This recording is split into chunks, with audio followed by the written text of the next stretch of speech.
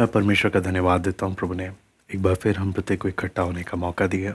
आइए हम प्रार्थना कर हम शुरू करते हैं। हमारे स्वर्गीय पिता प्रभु श्री, हम आपको धन्यवाद देते हैं पिता, आपके चरणों में आने के लिए प्रभु आपने मौका दिया। पिता, आपका वचन जब हम सीखने के लिए जा रहे हैं प्रभु, समझने के लिए सहायता कर प्रभु। हर बात में पिता आपका नियंत्रण हम चाहते हैं। हमारे बीच में प्रभु केवल आपको महिमा मिले। सब बात हम आपके हाथ में सौंपते हैं। सारा आदर महिमा केवल हम आपको देते हैं। प्रार्थना प्रभु यीशु मसीह के नाम से हम मांगते हैं, आमीन।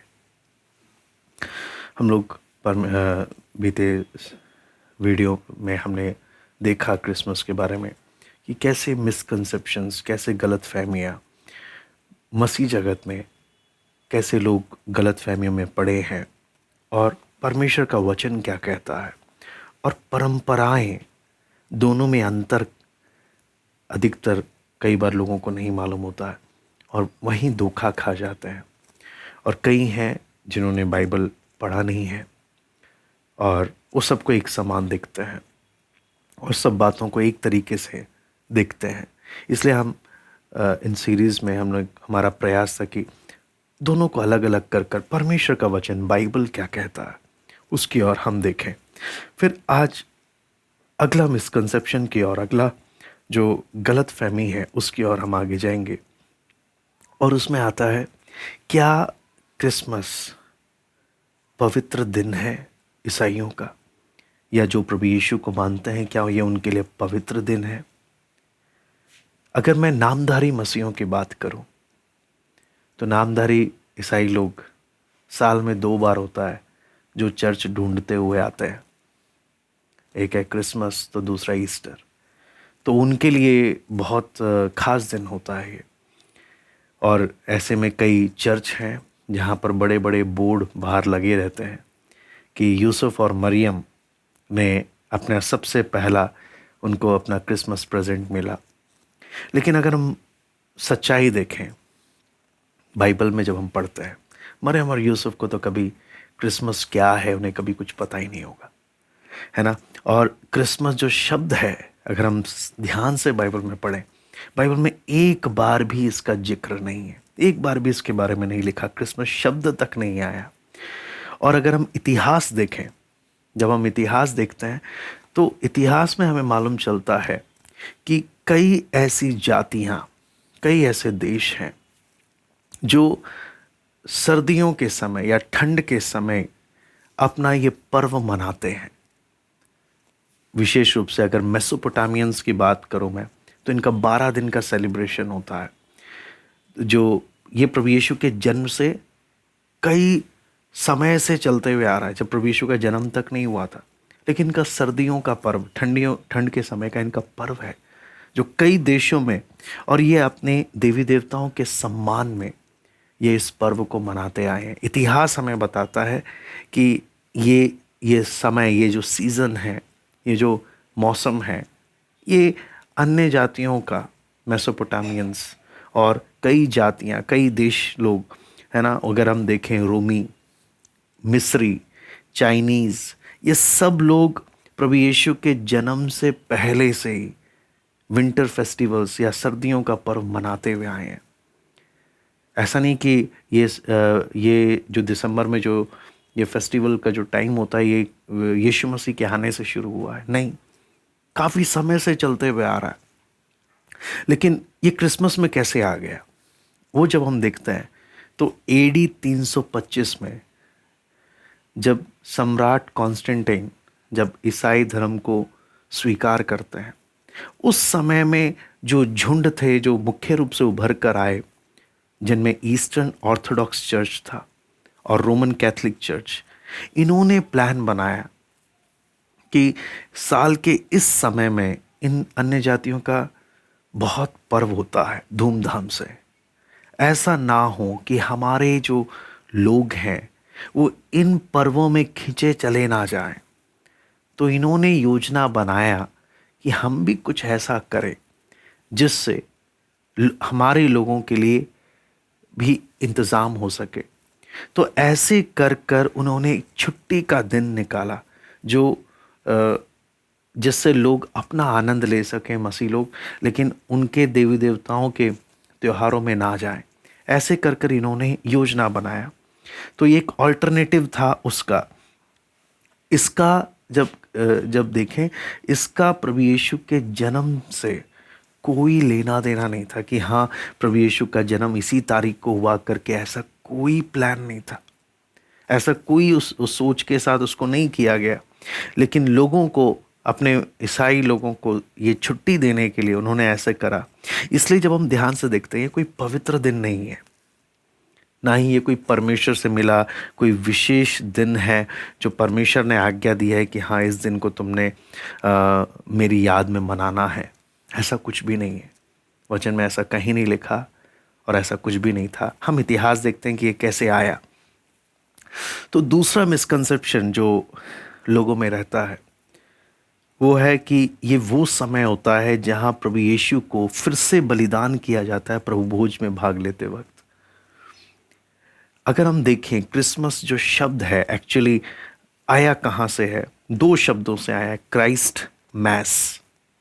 और ये जो टर्म है, ये जो शब्द है क्राइस्ट और मैस, ये मुख्य रूप से कैथोलिक चर्च के द्वारा आया है कि कैथोलिक चर्च का इकट्ठा होकर इसमें भाग लेने का, इनके प्रभु भोज में भाग लेने का जो उन्होंने सेपरेट करके निकाला है। तो लेकिन उनको बनाया कैसे गया कि ये क्राइस्ट या मसीह का भोज है, स्पेशल वो है, कोई साधारण नहीं है। इसलिए कैथोलिक चर्च जब प्रभु भोज में भाग लेता है तो वो उस याद में करते हैं कि प्रभु यीशु को दोबारा इस दिन बलि किया गया, बलि किया, उस याद में वो इसमें भाग लेते हैं। तो लेकिन जब हम बाइबल में पढ़ते हैं, परमेश्वर के वचन में पढ़ते हैं, तो हम जो भी कैथोलिक चर्च कर रहा है उसका इसमें कोई जिक्र नहीं है, इसमें कुछ ऐसा लिखा नहीं है। ये लोगों का अपना बनाया हुआ परंपराएं हैं।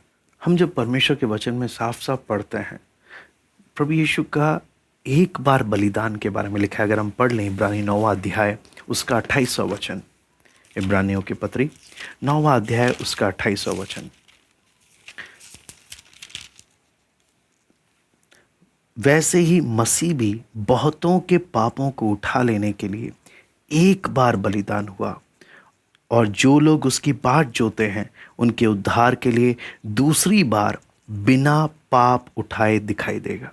तो वचन साफ कहता है कि एक ही बार प्रभु यीशु बलिदान हो, दूसरी बार नहीं।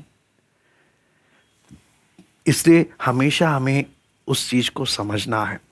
परंपराएं और लोग क्या बोलते हैं कि हाँ क्रिसमस के दिन जो स्पेशल मेज़ है, प्रभु भोज, लॉर्ड सपर है, इस टाइम प्रभु यीशु दोबारा से बलिदान होता है तो वो वो अलग से स्पेशल होता है, इसलिए उसमें भाग लेना चाहिए। वो ऐसा कुछ वचन में नहीं लिखा है। और जब हम बाइबल में, जब परमेश्वर के वचन में जब ध्यान से पढ़ते हैं, वचन में कहीं नहीं लिखा कि प्रभु यीशु ने कहीं बोला हो, या कहीं नहीं लिखा कि हमें क्रिसमस या प्रभु यीशु के जन्म के दिन को मनाना है। बल्कि प्रभु यीशु बोलता है, प्रभु भोज या मेरी मृत्यु को तुम याद रखना, मैं तुम्हारे लिए जो बलिदान दे रहा हूं उस याद में तुम प्रभु भोज में भाग लेना। तो जब हम वचन में जब पढ़ते हैं, प्रेरितों के काम 2:46, 20:7 में जब हम पढ़ते हैं, मैं उसको भी एक पढ़ के आपको बताता हूँ। प्रेरितों काम 2 अध्याय उसका 46वां वचन, यहाँ पे लिखा है, वो प्रतिदिन एक मन होकर मंदिर में इकट्ठा होते थे और घर घर रोटी तोड़ते हुए आनंद और मन की सिधाई से भोजन किया करते थे। है ना? ऐसी 20:7 भी जब हम पढ़ लेते हैं, सप्ताह के पहले दिन जब हम रोटी तोड़ने के लिए इकट्ठे हुए, यहाँ पे भी लिखा है रोटी तोड़ना। रोटी तोड़ना मीन्स प्रभु भोज में भाग लेना। वचन में जब हम प्रभु भोज के अलग शब्दों का जो प्रयोग किया गया है, तो वचन में लिखा है कलीसिया पहले सदी से ही, स्टार्टिंग से क्रिसमस मनाते हुए नहीं आए। पहली सदी से लोग प्रभु भोज मनाते हुए आए हैं, प्रभु की मृत्यु को याद करते हुए आए कि प्रभु ने हमारे लिए क्या किया, हमारे पापों के लिए जो क्रूस पर जान दिया, मेरे उद्धार के लिए, मुझे पापों से छुड़ाने के लिए प्रभु ने जो किया, उसको वचन साफ बोलता है, प्रभु यीशु आज्ञा देता है, इसको तुम करते रहना मेरे आने तक। तो ये है जो वचन के अनुसार जो लोग परमेश्वर के वचन को जानकर जो करते हैं। लेकिन जो वचन नहीं जानते वो इस भ्रम में, इस गलतफहमी में पड़े हैं। तो अब सवाल आता है क्रिसमस सेलिब्रेशन को लेकर कि क्या क्रिसमस में क्रिसमस जो मनाता है क्या वो पाप है। हमने पहले ही कुछ बातें क्लियर कर ली। सबसे पहला, क्रिसमस का दिन प्रभु यीशु के जन्म का दिन नहीं है, नंबर 1। नंबर 2, बाइबल हमें, परमेश्वर का वचन हमें क्रिसमस मनाने की आज्ञा नहीं देता।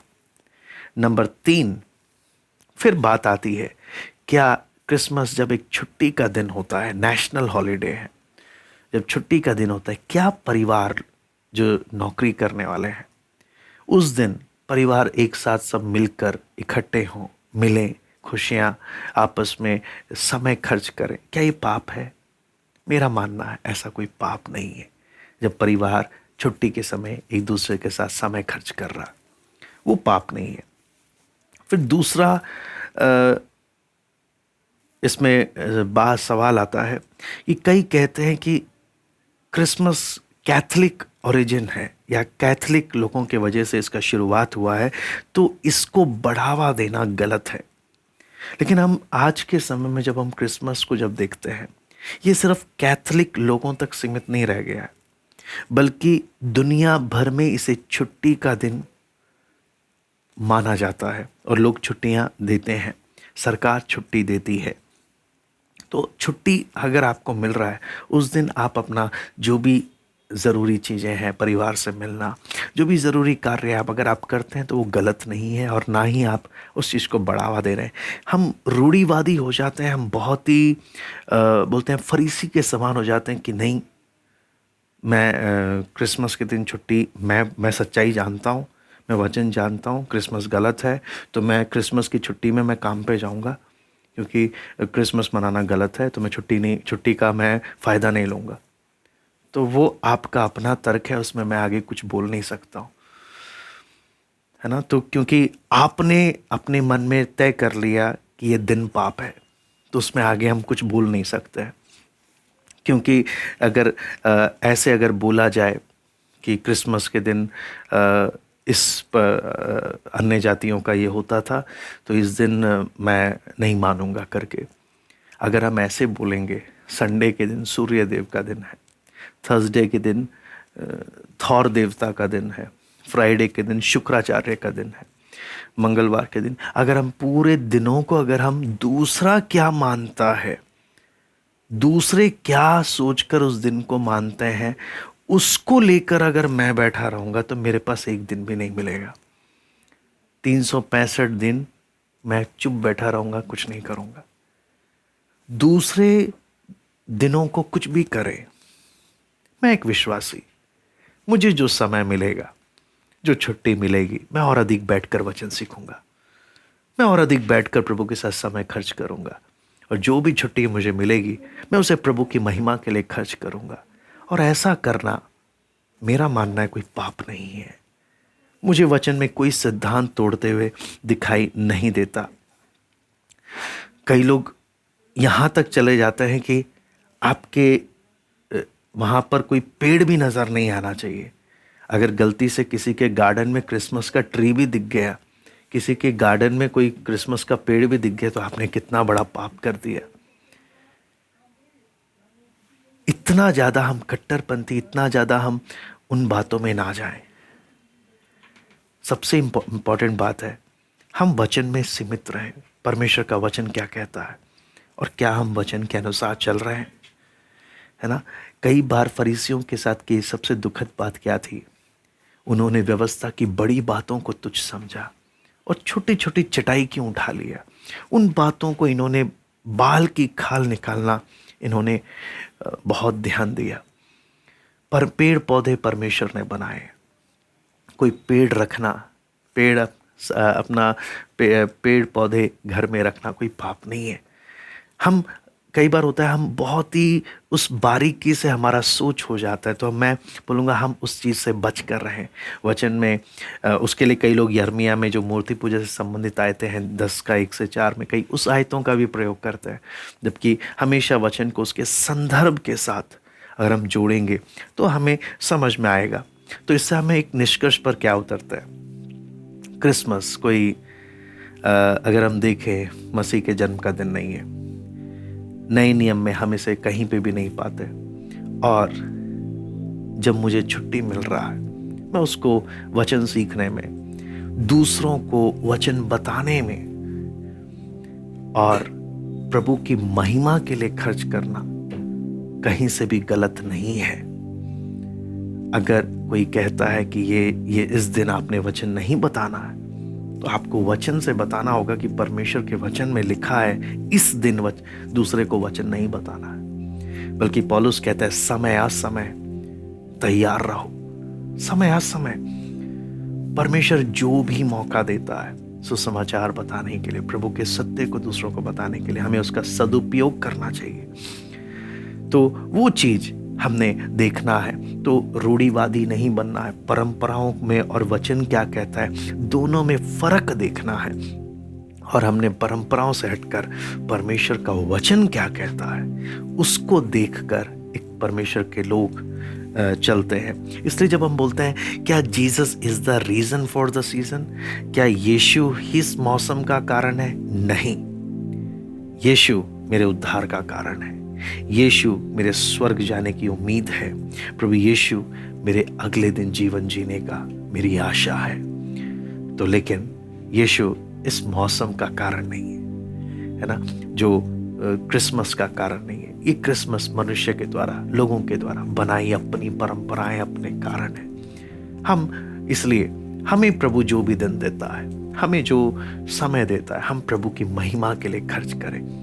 प्रभु की महिमा के लिए जो समय प्रभु हमें देता है, आइए हम प्रार्थना करते हैं। स्वर्गीय पिता प्रभु जी, हम आपको धन्यवाद देते हैं पिता, आपका वचन जब हम सीखते हैं प्रभु जी, आपसे विनती प्रार्थना है प्रभु जी, हम एक एक को आप वचन को समझने के लिए सहायता करें, गलत फहमियों में फर्क समझने के लिए सहायता करें प्रभु। और जो समय, जो दिन आप हमें देते हैं प्रभु, आपकी महिमा के लिए खर्च करने के लिए हमें समझ और बुद्धि देना प्रभु। सब बात में प्रभु केवल आपको महिमा मिले, सारा आदर महिमा केवल हम आपको देते हैं। प्रार्थना प्रभु यीशु मसीह के नाम से